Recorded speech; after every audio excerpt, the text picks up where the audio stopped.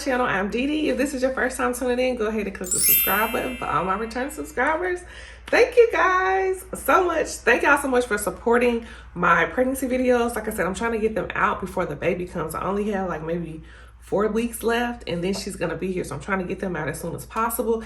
If you could please go ahead and like the video, give me a thumbs up. It really helps out my channel.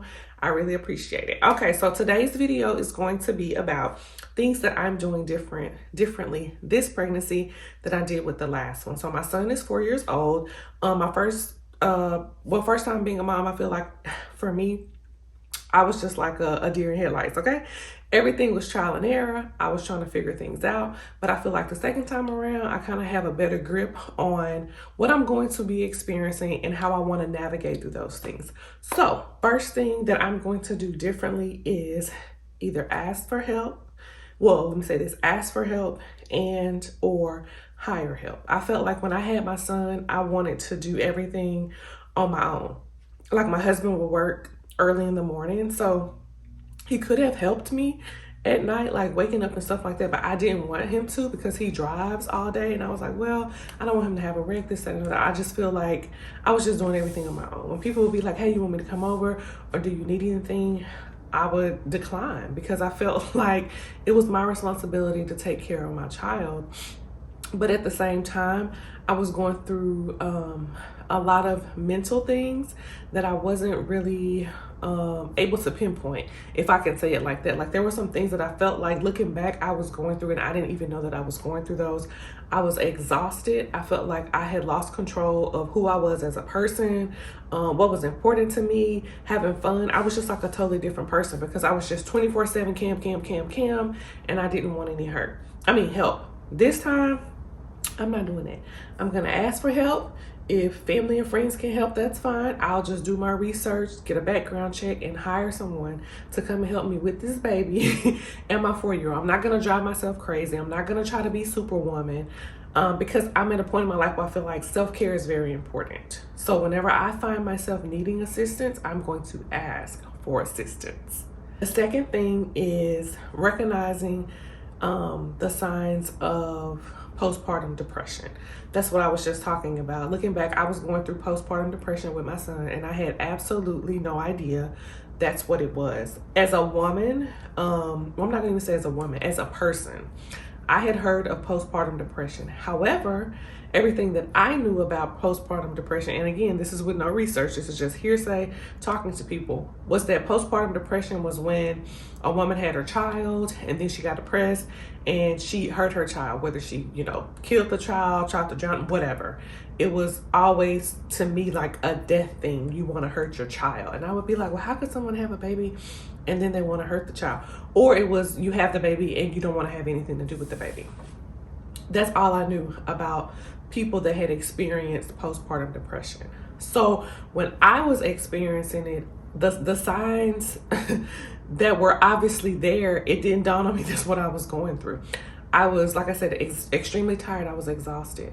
I was depressed. Like I wasn't, if you know me in real life, you know I like to have fun and laugh. Like I'm constantly like cracking jokes, being silly. I did not smile.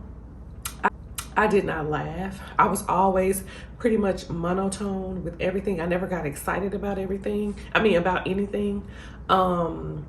know when I would have a moment to myself to go take a shower, I would cry. Like I cried for I don't know how many months.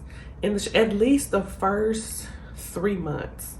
Yeah, maybe the first 3 months of having my son, I know for sure. 3.5 months. I cried every day in the shower. And I thought it was normal. And it was just, I didn't even know why I was crying. That's the thing, like, why am I crying? I don't know if I was crying because I was sad. I don't know. It's just like I had just had a lot of emotions that were going on in my body. And again, that was my first time experiencing childbirth. And I felt like all those hormones and emotions and all of that, it was just because I was having a baby. I didn't know that there was anything wrong with me. But what's crazy is my family and friends around me could see that something was very different about me, and keep asking me, are you okay? And I'm like, I'm fine, and my mom would say, well, you're not smiling. And I remember saying, well, I don't have anything to smile about. And that's not even me. Like I'm like the life of the party, like the silly girl. And so I feel like this time around, I will be very, very aware of how I'm feeling on the inside, you know, how my mental is. And I will be able to pick up on the signs of the postpartum depression. If I see it coming, then I can talk to my husband about it, like, hey, this is the same thing I'm experiencing with Kim. Before it gets out of hand, this is what I need to do. Next thing I want to do is breastfeed. So my plan with Cam was to breastfeed.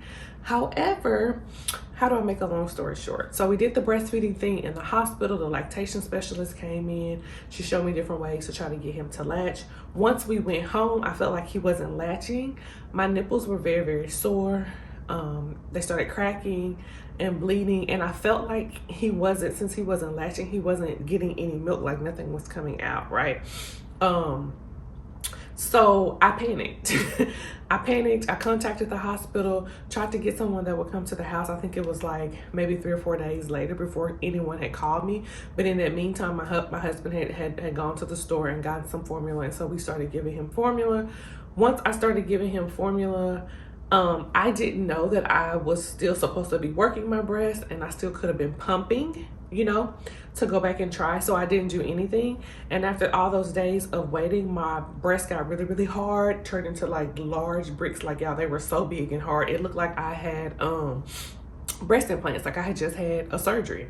And so I made the decision to, you know, I think I did the cabbage treatment to get all the milk and stuff out, dry everything up, and that was it. So my breastfeeding experience only lasted like a couple of days, and that was it. But this time I've educated myself more. I know now that that's common.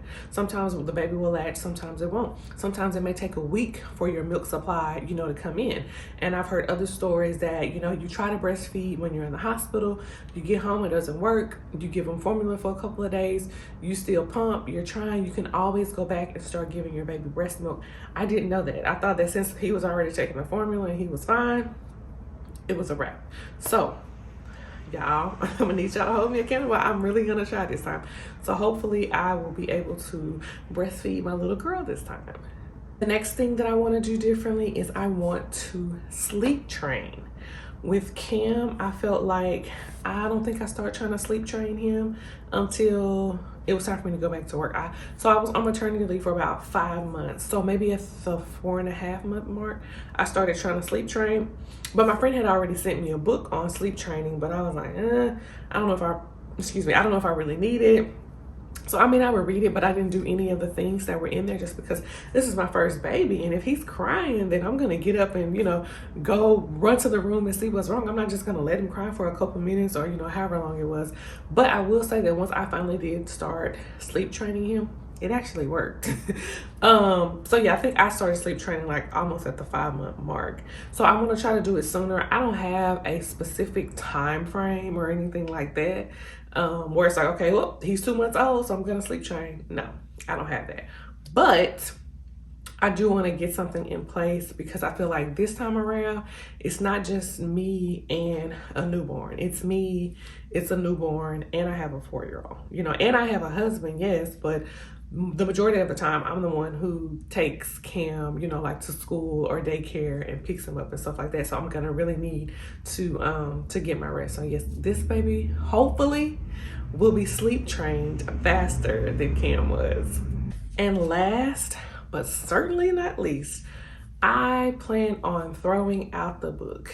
Y'all do not understand what type of mama I was when I had Cam, okay? Like, I remember my mama would say certain stuff like, well, DeeDee, you know, when the baby does this, this is what we used to do back in the day, or this is what your granny did for you. I ain't want to try none of that. My mother-in-law would suggest stuff, and I would listen, but in the back of my mind, I'd be like, I ain't doing that. But again, that was my first child. I feel like with your first child, everything is trial and error. You want to do everything specifically like the doctor said. And I remember when they would suggest things, I would say, well, the doctor said. Even my husband, like when Adrian would be like, well, I did this, you know, because he has a 16-year-old, so it's not his first rodeo. You know, it wasn't his first rodeo with Cam. That was his second child. And he was telling me, you know, stuff that he did with his first child. And I was like, okay. I'm saying to myself, that's cool, but we're not doing that because the doctor said A, B, and C. She did not say D, E, and F. Okay, so we're not doing that. But I feel like this time around, I'm just going to kind of loosen up and go with the flow. There are a lot of things, especially all these products and stuff. that they have out there. Like, y'all, it took me forever and a day to even do a registry for my baby, because I feel like things have changed so much within the last 4 years, and they got all these different over-the-counter products, this, that, and the other, when you can just use basic stuff at home that I did with Cam eventually, and it'll still get the job done. So I'm going to listen to the doctor. I'm going to do everything, of course, in my baby's best interest, but being like to the T by the book and all of that, I'm not doing it this time around. I just kind of want to take it easy. Like, I don't know, I just feel different. I feel like I'm in a different space. I feel like I learned so much with the first pregnancy. And so with this one, I'm hoping it's just going to be smooth sailing. That's what I hope. Okay.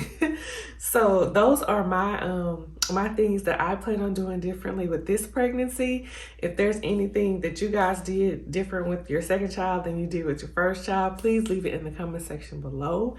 Thank you so very, very much for even making it this far and supporting my channel. I really appreciate it. If you're already at the end, you might as well go ahead and give me a thumbs up. And so until next time, talk to you guys later. Bye.